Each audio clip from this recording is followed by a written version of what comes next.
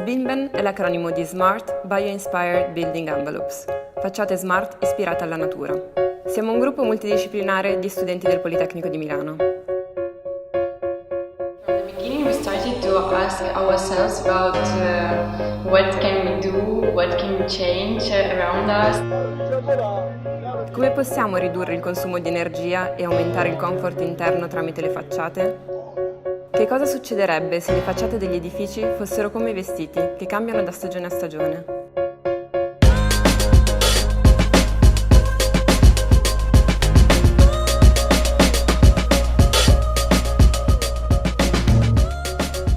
L'innovazione nei tessuti smart e nella produzione digitale potrebbe cambiare in futuro il modo di costruire.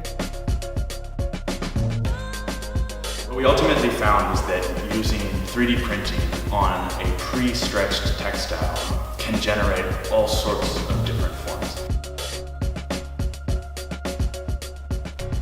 Il pattern stampato in 2D è come un filamento di DNA che dà luogo ad una moltitudine di forme tridimensionali.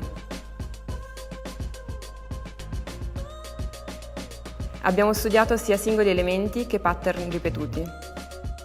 Le principali fonti di ispirazione derivano dal mondo naturale, in particolare dalle foglie delle piante e dalla pelle adattabile di alcuni animali. So imagine this is a module of a facade. One of the biggest challenges of our project is how to make it bigger. Abbiamo sperimentato diversi strumenti e materiali e abbiamo identificato diverse opportunità per la produzione in grande scala in modo economico. Abbiamo poi immaginato queste forme come schermature solari su edifici.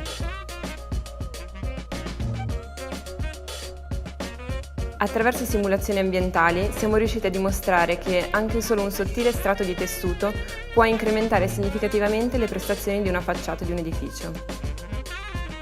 Per concludere, il progetto SBIMBEN non è solo incentrato su edifici, ma sull'innovativo processo di realizzazione di superfici che potrebbe interessare diverse discipline, dal design degli interni alla moda e oltre.